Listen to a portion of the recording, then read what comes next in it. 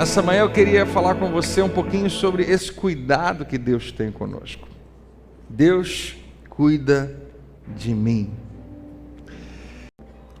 Eu coloquei essa imagem aqui atrás de um deserto e dessa expressão para ilustrar dois momentos de duas coisas que acontecem num lugar deserto na Bíblia.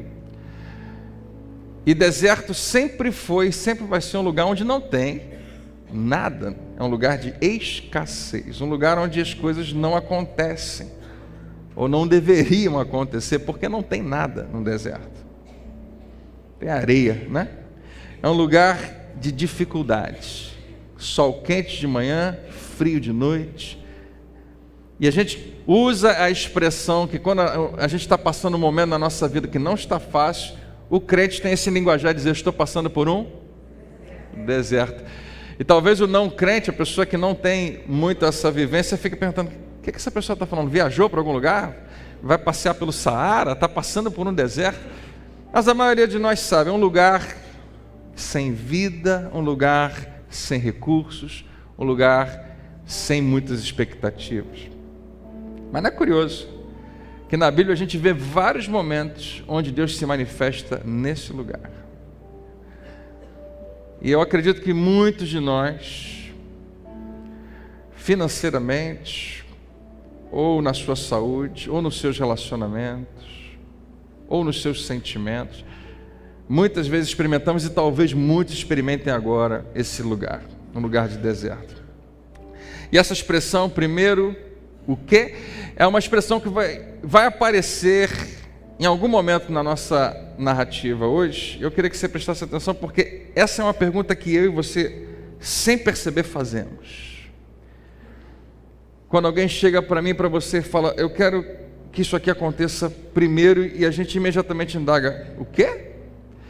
Isso não deveria ser o primeiro. Outras coisas deveriam vir antes disso.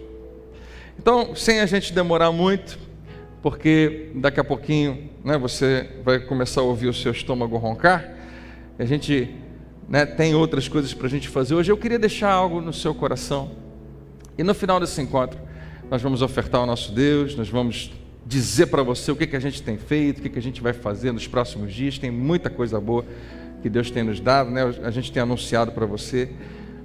Mas nesse momento, abre o seu coração. Quantos creem que Deus está aqui nesse lugar? Para permitir que Ele fale com você. Deixa eu falar.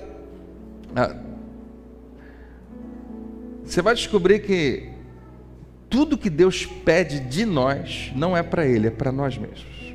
Tudo que Deus pede de nós é sempre para o nosso benefício, desde o início até o final, porque você não tem absolutamente nada que Deus precise, nem eu. Nós não temos absolutamente nada que Ele queira e exija de nós, porque Ele precisa.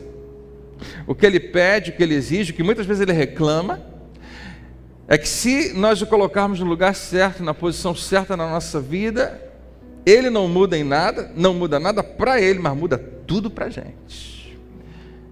Então eu creio que essa pode ser uma manhã onde uma renovação de mente importante aconteça na nossa vida, e a nossa vida cresça, progrida, melhore, em nome de Jesus. Amém? Em 1 Reis capítulo 17, nós vemos um momento na história do povo de Israel extremamente dramática.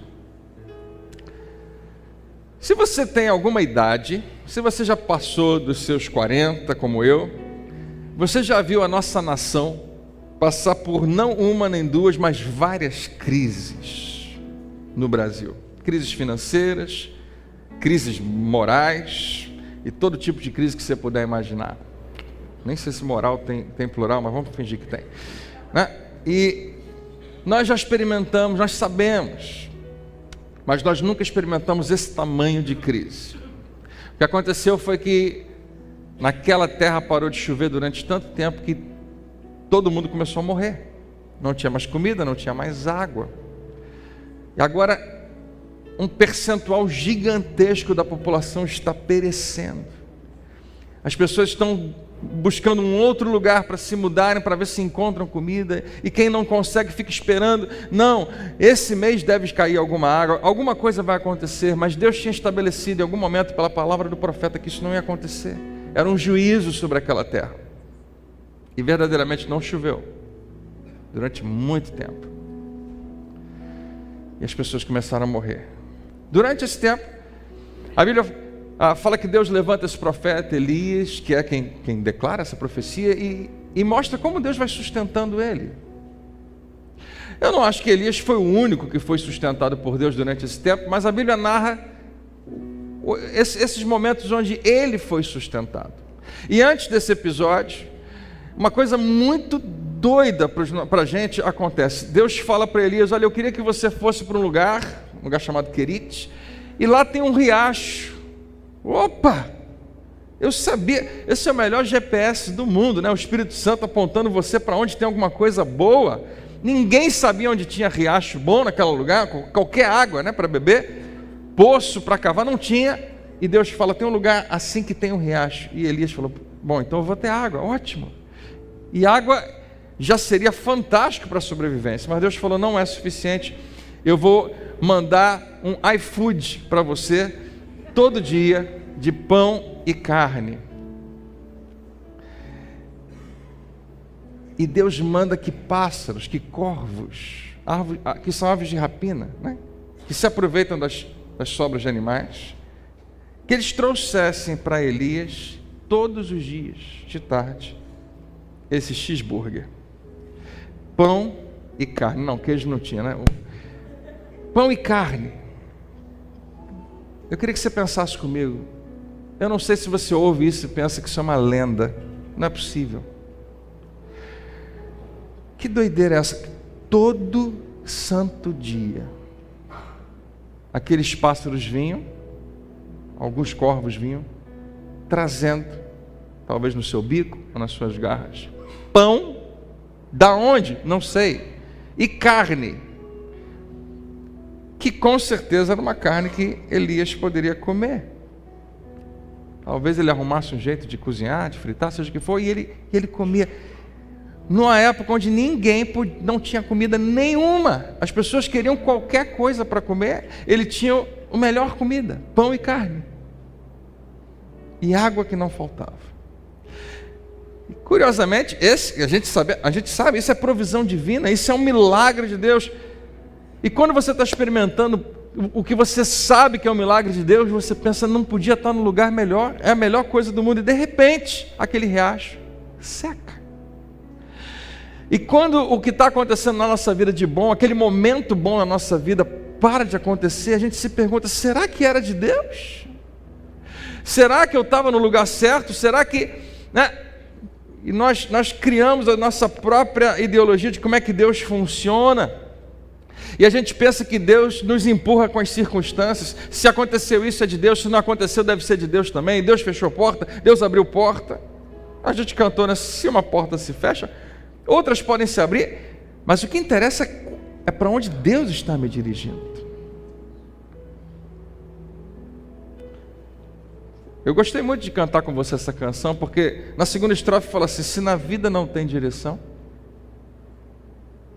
Em outras palavras, se você não sabe o que fazer nesse momento, se vai para lá, para cá ou para lá, ou se fica quieto, parado, e é preciso tomar decisão, ou seja, você não pode ficar sem uma definição. O autor muito bem colocou isso. Eu sei que existe alguém que se importa, que ama você, que não é alguém que apenas sabe o caminho, mas alguém que te ama e quer te dar a mão. Olha que fantástica essa poesia, porque diz assim: você não precisa apenas saber que Ele vai apontar um caminho para você, Ele vai te dar a mão e vai te levar. Por isso, essa inspiração nos remete, né, a essa verdade de que Ele cuida, Ele realmente cuida de nós. E você vê isso nesse texto. Quando o riacho seca,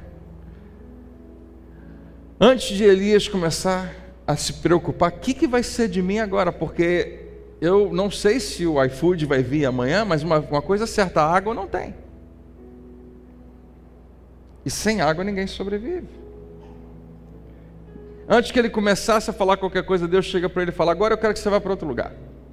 Agora vai ser um momento de transição na sua vida. E eu vou te levar para um lugar chamado Serepta, e Elias vai. E Deus fala para ele: lá eu ordenei a uma pessoa que cuide de você. Só que Deus fala, uma viúva. Não existiam quase, a coisa mais rara do mundo era uma viúva que tivesse posses, que fosse rica. Quase todas as viúvas naquele tempo não tinham nada, precisavam de outras pessoas para ajudá-la. E Deus escolhe frequentemente as coisas loucas desse mundo para envergonhar os sábios. Ele vai na viúva que supostamente não tem sustento nem para si. Diz, é ela que vai te sustentar. Então a palavra do Senhor veio a Elias, vai imediatamente para a cidade de Serepta, de Sidom, e fique por lá. Vale a pena ressaltar que esse é um lugar que não tinha nada a ver propriamente com a crença de Israel. Era um povo bem diferente. Ainda assim essa mulher temia a Deus. Onde eu ordenei a uma viúva daquele lugar que lhe forneça comida, que lhe garanta comida, que lhe garanta o seu sustento. E ele foi. E quando chegou à porta da cidade, encontrou uma viúva. E talvez ele pensou, será que é essa? Será que sabia que era uma viúva? Não sei, né? Que estava colhendo gravetos. Ela ia usar os gravetos para ajudar a preparar a sua refeição. Estava colhendo gravetos e ele chamou e perguntou, você pode me trazer um pouco d'água? O que naquele momento era semelhante a você chegar, né, na porta de um vizinho seu e falar, você pode me arrumar 2 quilos de caviar? Você tem aí, por favor, 100 gramas de ouro para mim? Para me dar? Você pode me arrumar um pouco de água numa jarra para eu beber? Culturalmente, naquele tempo, as mulheres identificavam, em geral, homens como aquelas que elas precisavam dar toda a sua atenção e servir. A gente está falando de uma cultura, né, bem antiga e oriental, mas ela reconheceu que não apenas ele com certeza na sua roupa trazia traços de que ele era um homem de Deus, porque ela vai identificá-lo dessa maneira. Alguém que representava Deus, um profeta. Você pode me trazer um pouco de água num jarro para eu beber? Ele fez uma viagem, está com sede, procurou, não tem, e ela está ali, e ela tem água. E eu não sei se ela pensou, tinha outros planos para essa água, mas esse homem me pediu, eu vou servi-lo. É uma obrigação minha, é cultural, faz parte da nossa vida, é isso aí mesmo. E enquanto ela ia buscar a água, ele gritou, por favor! Ele gritou, então eu preciso falar com ele. Eu não sei se ele gritou assim, né? Por favor, traga também um pedaço de pão. E aí, era muito mais do que ele tinha pedido. Ela tinha água. Será que ela tinha pão? Enquanto eu estou falando, tem alguém ficando com fome? Eu sou eu. Será que tinha pão? Traga-me também um pedaço de pão. Se a gente for trazer para a nossa cultura hoje, isso é inconcebível. Está todo mundo morrendo de fome. Esse homem vem e chega aqui e começa a me pedir coisas, como se eu não tivesse a minha própria vida, como se eu não tivesse as minhas próprias preocupações. E agora ele está me pedindo a coisa mais rara e mais preciosa que existe, comida. Mas ela muito educadamente responde com muito respeito a ele. E fala, mas ela respondeu, juro pelo nome do Senhor. Ela faz essa introdução para dizer, você pode ter certeza que eu estou falando a verdade, você pode ir lá ver, você pode investigar, é verdade. O teu Deus, que eu não tenho nenhum pedaço de pão em casa. Como outras histórias bíblicas, ela vai dizer a mesma coisa que muitos disseram, não tenho nada. E aí ela lembra que tem uma coisa. Tem uma outra viúva, de um outro profeta aqui, Eliseu, que fala a mesma coisa, ele pergunta, o que você tem em casa? Ela fala, não tenho nada. Aí ela lembra, a não ser um pouquinho de azeite. Aí Eliseu fala, ok, vamos trabalhar nisso aí. Vai nos seus vizinhos, pega, você conhece a história, né? Quantas vasilhas você conseguir vazias, não muito, não poucas, muitas, todas que você conseguir, e começa a derramar aquele azeite, e um milagre impressionante acontece. Mas ela começa dizendo, eu não tenho nada. Ela diz, eu não tenho nenhum pedaço de pão. Só um punhado de farinha. Ela lembrou, tem um punhadinho. Um punhado significa algo que cabe num punho, na mão. Um punhado de farinha num jarro e um pouco de azeite numa botija. Era o final, né? Era o que tinha sobrado do que ela tinha usado até ali. Era aquela raspa final. Um punhadinho. É só isso que eu tenho. Enquanto ela falava isso, se você estivesse lá perto, você ia pensar, meu Deus, o que vai ser dessa mulher? E ela diz o que vai ser dela. Ela diz exatamente qual é o prognóstico, qual é a expectativa, o que vai acontecer por causa dessa realidade naquele momento. Ela está se preparando para a sua última refeição. Não apenas ela, mas o seu filho junto com ela, o que torna a situação ainda muito mais dolorosa. E de repente chega esse homem que possivelmente não veio para me ajudar, mas veio para me atrapalhar. Veio para tentar que eu divida um pouco do que eu tenho com ele. É curioso porque frequentemente quando Deus entra na nossa história, muitas pessoas têm medo de se envolver com Deus porque ficam preocupados do que Ele vai exigir de mim. O quanto que eu vou ter que perder da minha vida. O quanto que eu vou ter que tirar de mim para colocar para Ele. Até aqui, esse momento, essa mulher não fazia a menor ideia do que ia acontecer. Ela só tinha um pensamento e uma expectativa e um plano. Qual é o plano dela? Ela revela: eu estou colhendo uns 2 gravetos para levar para casa e preparar uma refeição para mim e para o meu filho. Homem de Deus, eu não quero que você me entenda mal, eu respeito você, eu respeito o seu ofício, eu acredito que você faz um trabalho maravilhoso, eu tenho certeza que Deus tem lhe abençoado. Mas o que eu tenho em casa nesse momento precisa ser concentrado na pessoa que eu mais amo e nas pessoas mais importantes, que são a minha família. Então, me perdoe, mas o que eu tenho é para mim e para o meu filho. E não se engane, é a última coisa que a gente vai comer. Para mim e para o meu filho, para que a comamos essa última refeição e depois morramos. Porque depois que eu pegar essa última partezinha, esse último punhado de farinha, e misturar com o último azeite, e começar a amassar, e colocar para assar o meu último pão, que eu vou dividir com meu filho, não tem mais nada. Mais uma vez, nós já passamos por crises, mas eu acho que você não deve ter passado por algo ainda nesse nível. Você já deve ter ficado, como muitas pessoas da igreja já me contaram, no momento de que não tinham o que comer. Mas em algum momento, as coisas mudaram. Eles estão há anos e anos e anos. E agora vão morrer. E Elias fala... Elias, porém, lhe disse: não tenha medo. E é essa palavra que eu tenho para você nessa manhã, que eu creio que Deus fala o tempo todo para mim e para você. Você sabe por que Deus fala frequentemente não tenha medo? Porque Ele consegue ver por cima o que você não consegue ver.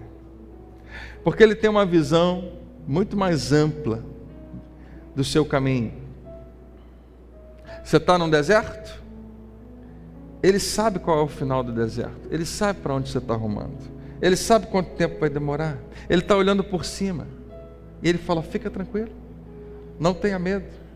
E em geral Ele fala: não tenha medo. E logo depois Ele fala: porque eu estou com você. Eu sou contigo. Não tenha medo, vá para casa e faça o que eu disse. Mas primeiro, diga primeiro. E aqui que vem aquela pergunta: primeiro o quê? E depois que ele disser, a entonação muda. Primeiro o quê? Mas primeiro faça um pequeno bolo, com o que você tem, com os seus recursos de farinha, azeite. Faça um pequeno bolo e traga para mim. Eu acho que nenhum de nós assistiria isso e ficaria calado. Nenhum de nós assistiria esse momento e dizia, mesmo que fosse só para comentar com alguém: que miserável.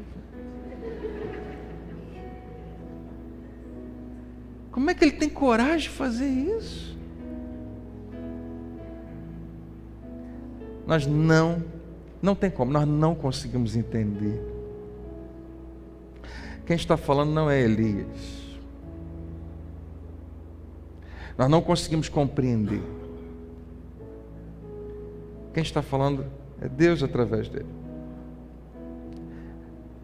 Primeiro, faça para mim. Depois, faça algo para você e para o seu filho. Não é assim, primeiro faça para mim e depois vamos ver o que acontece. Primeiro faça para mim e se der sorte, vamos ver. Vamos ver o que acontece. Não, faça para mim e depois cuide de você, cuide da sua família. E talvez a mente dessa mulher, por alguns segundos, tenha passado: como que eu vou fazer essa matemática? Ou eu cuido de você, ou eu cuido de mim. Ou eu faço para você, ou eu faço para mim. Mas ele fala: não, você vai fazer para nós dois, para mim, para você, para o seu filho, para nós três. Mas primeiro, coloque as coisas em ordem. Primeiro, faça para mim.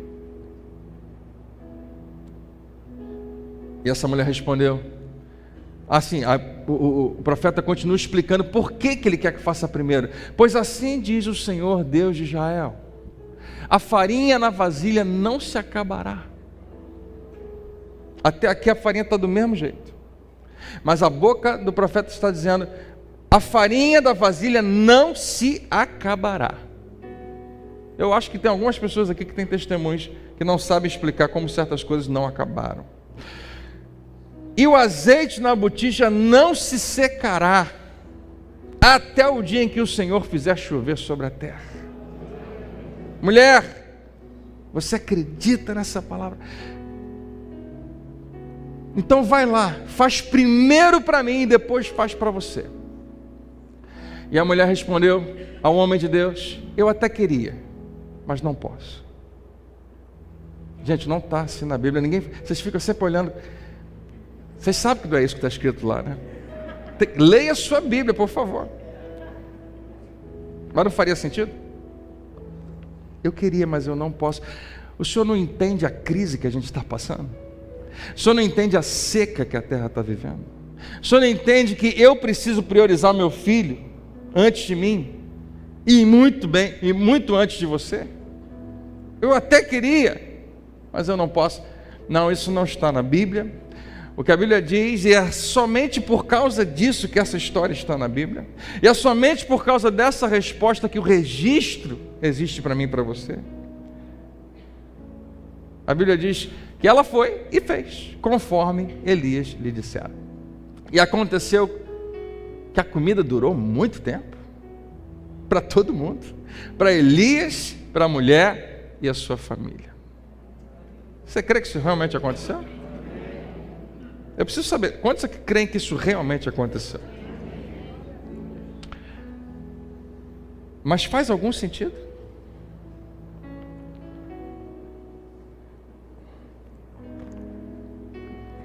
Se eu continuar bebendo a água desse copo, vai surgir mais água aqui?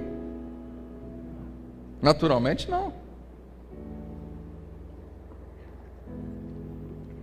Ia ser um ótimo apoio visual, né? Nesse momento, se a água começasse a surgir. Mas a gente sabe que não é assim. Então, por isso que eu perguntei: você realmente crê que ela derramava o azeite, jogava a farinha, fazia comida, e quando ia olhar na próxima vez tinha azeite, não secava? E a panela estava lá cheia de farinha, ou sei lá de onde que brotava. Como que isso acontece? Como você é capaz de acreditar que Deus faz alguma coisa do nada? Ou de alguma coisa muito menor?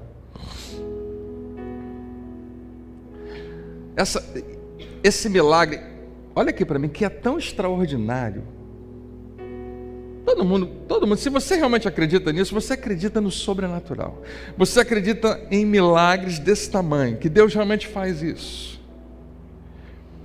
Se nós somos capazes de acreditar nisso, nós estamos entendendo um pouquinho de qual é o tamanho do nosso Deus. E aí, o que isso tem a ver comigo, com você? Isso aconteceu há muito tempo atrás. Mais uma vez, se você crê que isso realmente aconteceu, Eu creio também que realmente aconteceu. Isso aconteceu no deserto, num lugar onde não tinha nada. Mais ou menos algumas centenas de anos depois, Jesus está num lugar deserto, remoto, na região norte da Galileia, querendo ficar quieto e tranquilo, e uma grande multidão vai até ele. Uma multidão que eu e você poucas vezes vemos. Algumas milhares e milhares de pessoas. E naquele momento, um milagre muito semelhante a esse aconteceu. A Bíblia fala o seguinte: sim, eu não terminei, pois a farinha da vasilha não se acabou e o azeite na botija não secou, conforme a palavra do Senhor proferida por Elias. Nesse momento, lá um pouco mais à frente, alguns anos à frente, Jesus está com os seus discípulos, querendo descansar, e aí aparece esse pessoal, uma multidão, levantando os olhos, vendo uma grande multidão que se aproximava. Jesus meio que saiu de fininho com os seus discípulos. João Batista acabou de morrer, ele realmente está triste, chateado, mas ele não vai se deixar dominar pelo sentimento, mas pelo menos ele quer ficar um pouco quieto. Ele vai para uma região deserta, seus discípulos vêm com ele, chegamos, vamos sentar, vamos descansar. Quando eles levantam os olhos, tem uma poeira, uma gente que não acaba mais está se aproximando, e começa a subir um monte, porque querem se encontrar com Jesus. Jesus disse a Filipe: onde compraremos pão para esse povo comer? Você conhece essa passagem? Até esse momento, ninguém tinha pensado nisso. O que a gente tem a ver com esse povo? Eles estão vindo aqui, eles que se virem para comer. E Jesus fala: não, nós, se a gente fosse fazer, como que a gente ia fazer, Filipe? Onde nós vamos encontrar pão para essa turma toda? E Jesus fala isso para testar Filipe. E Filipe responde: 200 denários não comprariam pão suficiente para que cada um recebesse um pedaço. Jesus, a gente precisaria de alguns milhares e milhares de reais para comprar pão para todo mundo. Porque ele conseguiu ver que era gente que não acabava mais, gente que encheria um pequeno estádio de futebol. Outro discípulo, André, irmão de Simão Pedro, tomou a palavra: aqui está um rapaz com 5 pães de cevada e 2 peixinhos. Mas o que é isso? O que é isto para tanta gente? O que é um punhado de farinha e um restinho de azeite? Convenhamos, não é nada. É a nossa maneira de pensar. Deus não pensa assim, mas nós pensamos assim. André pensava igualzinho. O que é isso para tanta gente? Jesus, 5 pãezinhos de cevada, 2 peixinhos. Alguém pode comer, mas quando eu olho para essa multidão e olho para isso, é impossível. E não é verdade que na nossa vida, quando nós olhamos para o tamanho dos nossos desafios e olhamos para o que nós temos, nós percebemos a insuficiência da nossa vida. Aquela mulher ia morrer no dia seguinte, ou alguns dias depois, quando a fome realmente a matasse. Nós vamos comer a nossa última refeição, porque o que é um punhado de farinha, um pouquinho de azeite, senão uma última refeição? O que mudou a história dela e fez com que não apenas ela sobrevivesse, mas tivesse comida em fartura?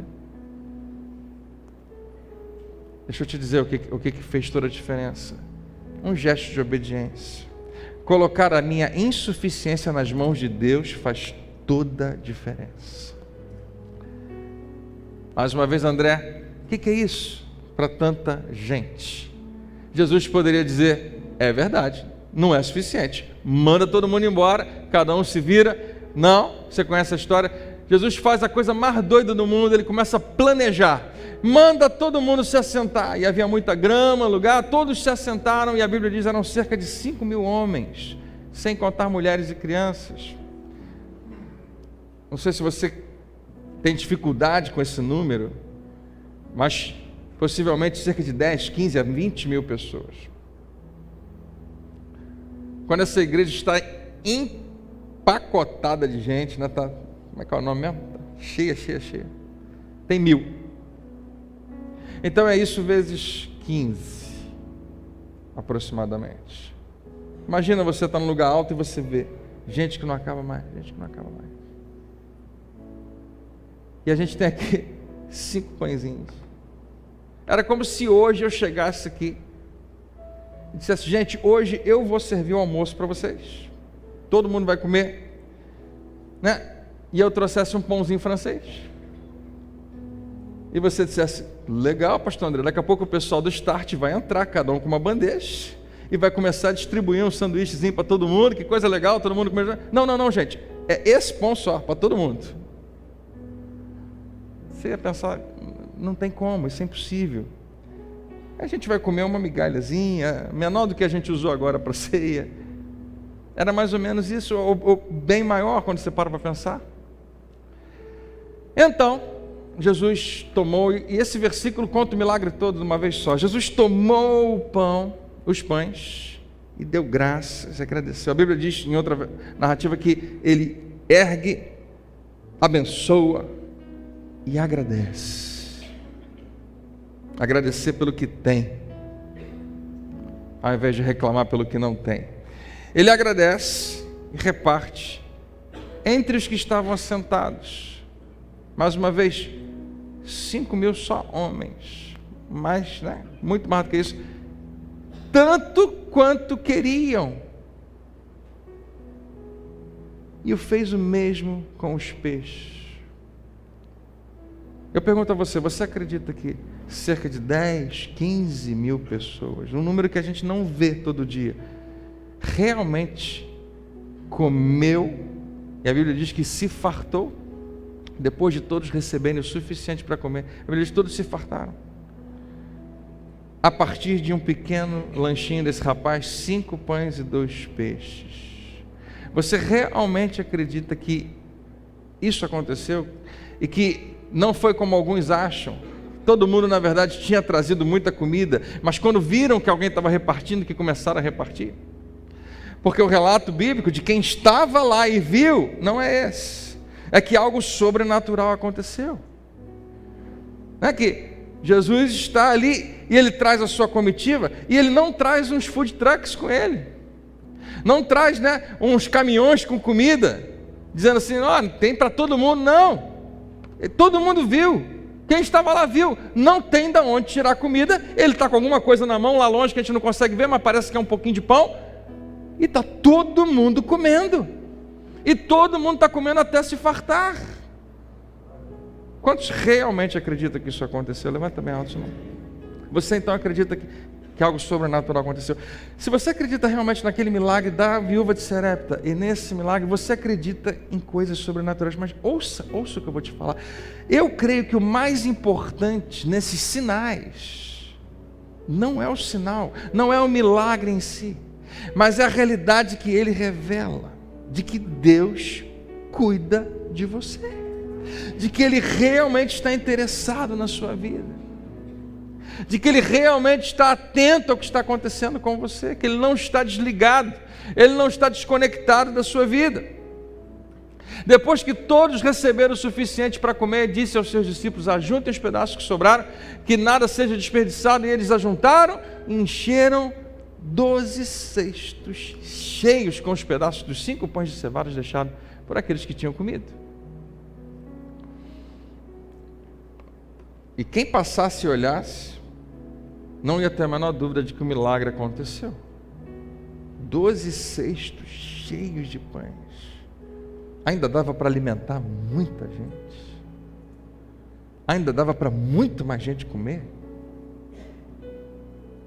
Eu sempre me pergunto por que Jesus, por que não termina assim: todos comeram e se fartaram, e olha o tamanho do milagre, não sobrou nem uma migalha, ficou certinho. Deus deu na conta. Porque a gente entende isso como milagre, né? E é mesmo. Pastor, eu precisava pagar uma conta que dava R$ 1.354,35. E Deus mandou eu olhar numa gaveta que eu tinha lá, num bolso do meu paletó, e eu comecei a descobrir que tinha um dinheiro escondido em casa. O senhor não vai acreditar quanto que deu a conta. Não, eu acredito. 1.350. E os centavos. Certinho. É um milagre? Claro que é. Mas a revelação de Deus no Novo Testamento, que você vai perceber, é que ele sempre transborda. Ele quer que você olhe para o que Ele faz e diga: Ele não faz apenas o suficiente, Ele é um Deus que é mais que o suficiente. Ele nos convida a isso, porque quando Ele derrama sobre a sua vida, Ele quer que outros, quando transbordar, que outros sejam abençoados também. E essa postura de deixar a sua vida fluir para os lados, é onde a gente imita Jesus. Quando Jesus faz a multiplicação dos pães, eu não faço a menor ideia de como que aconteceu, não faço. E eu acho que você também não.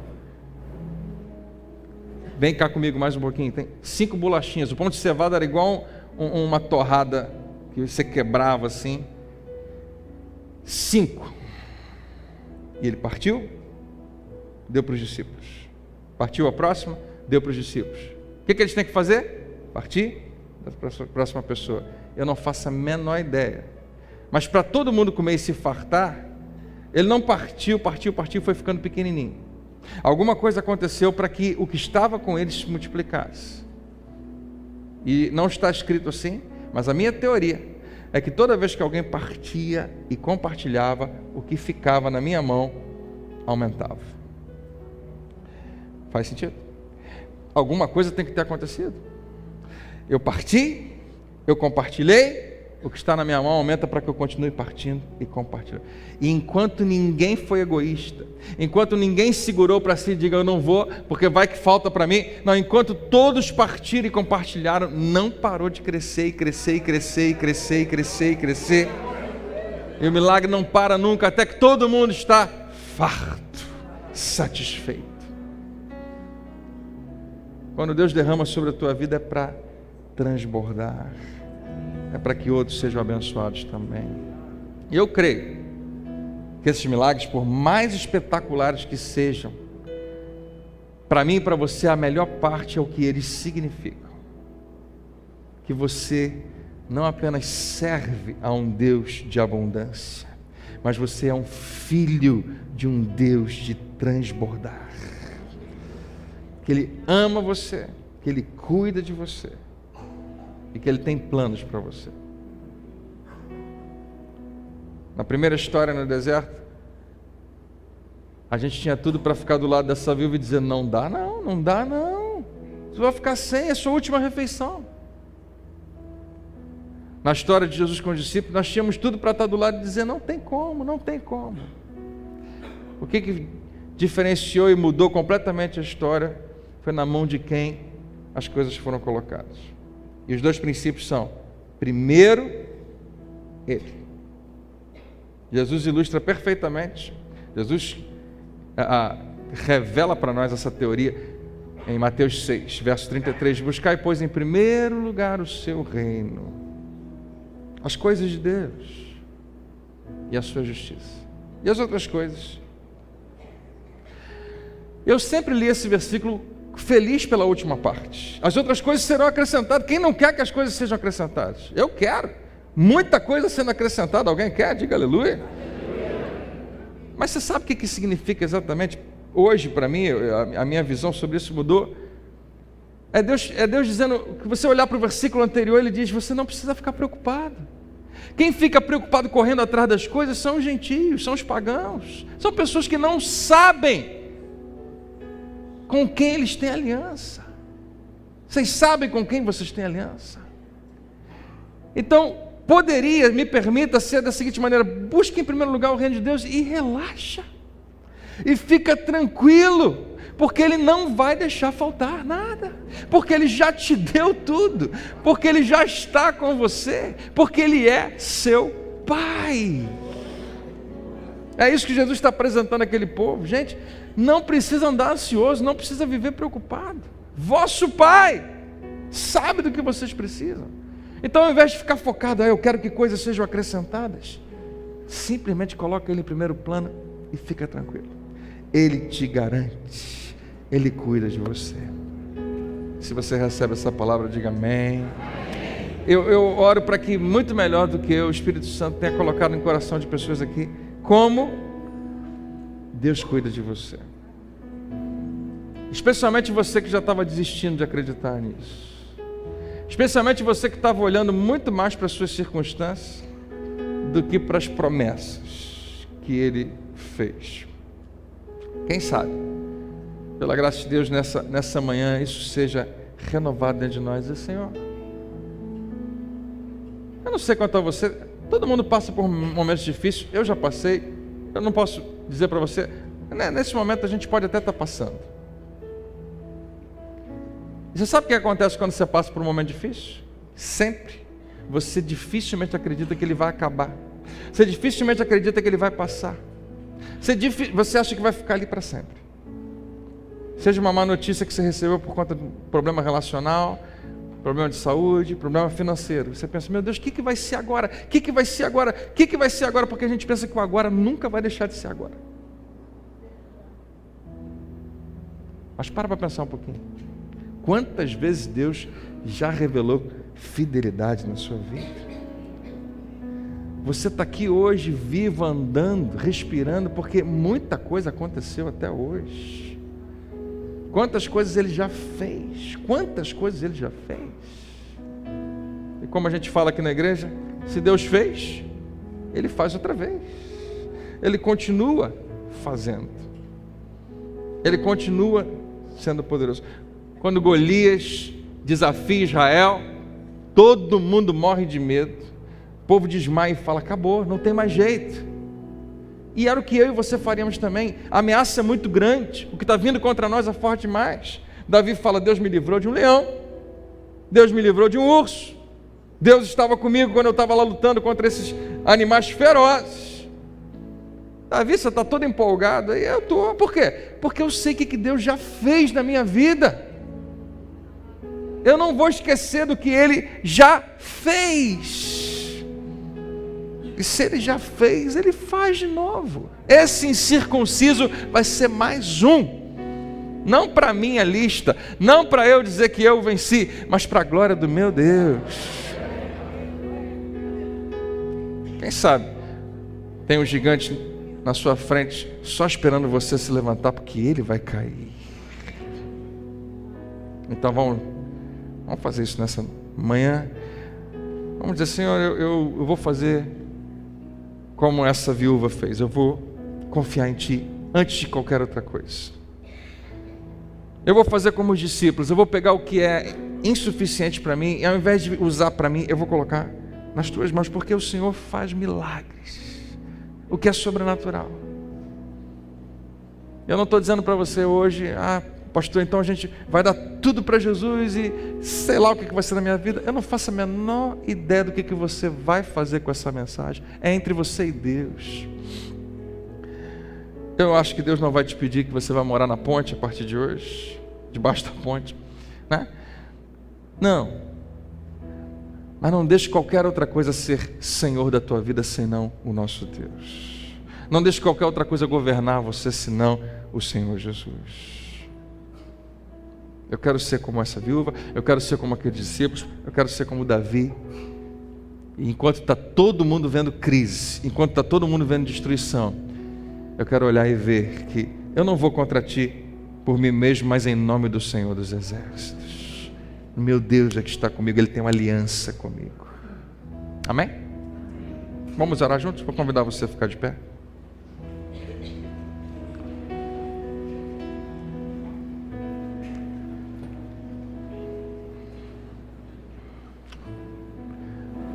Antes de você sair, ouça, nós vamos ofertar. Não esqueça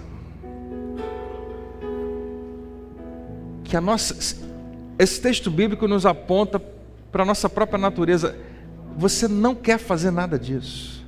Você não quer fazer o que aquela viúva fez. Você não quer acreditar no que os discípulos acabaram acreditando. E participar de um milagre sensacional. Nós não queremos, tem algo dentro de nós que provoca um medo muito grande. Naturalmente eu não quero. Porque é o meu filho. Sou eu. Eu administro. Eu tenho que garantir isso. É minha família. Ou é o meu negócio. Ou é o que eu considero importante. Ou é o que tem primazia na minha vida. Eu não posso. E Deus não vai brigar com você, não vai obrigar você, não vai torcer o teu braço, não vai dizer tem que fazer. Deus vai deixar você, como sempre, escolher. Eu botei um versículo para você que não existe, mas é um versículo que eu e você muitas vezes usamos. Sinto muito, o Senhor está me pedindo algo muito legítimo, muito bom, mas eu não posso. Por que você não pode? Por causa de um monte de coisa, que eu mesmo enumero. Eu mencionei para você, olha a crise que a gente está passando, olha o momento que a gente está vivendo. As coisas são diferentes. Se fosse em outro momento, não é isso? Aquela viúva poderia dizer, meu querido homem de Deus, se fosse em outro momento, tudo bem. E essa história nem estaria registrada, porque ela teria morrido dias depois. E não podia nunca colocar a culpa em Deus, que estava oferecendo salvação para ela. Então, mais uma vez, eu falei para você que era uma armadilha, né, para você ofertar melhor hoje. Mas você sabe que não. Você sabe que se Deus estiver falando ao seu coração em relação às suas finanças, eu acho que nessa altura você já sabe que se você for inteligente, você quer Deus envolvido nas suas finanças. Você quer Deus no meio do que você está vivendo financeiramente. Você não quer Ele afastado, você não quer Ele fora, você não quer só você administrar e Ele fica para lá. Possivelmente você quer Ele bem envolvido com o que você está fazendo. Alguém diz amém?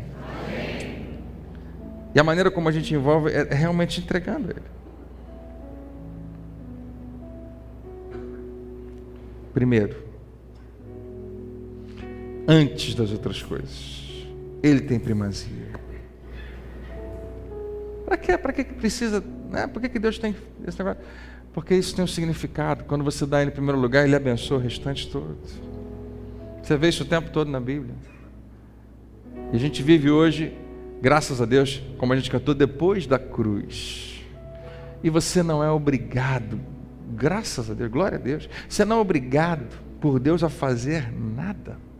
Mas os seus princípios que continuam governando esse planeta, nos convidam a honrá-lo nesse nível. E colocando Ele em primeiro lugar, você abre uma porta na sua vida. Se você ainda acredita que você deve ofertar a Deus para ser abençoado, você ainda não entendeu nada.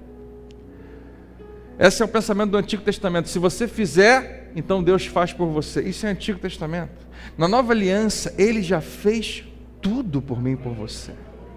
O que você quer que Deus te dê? Ele te deu tudo, Ele deu a si mesmo para você.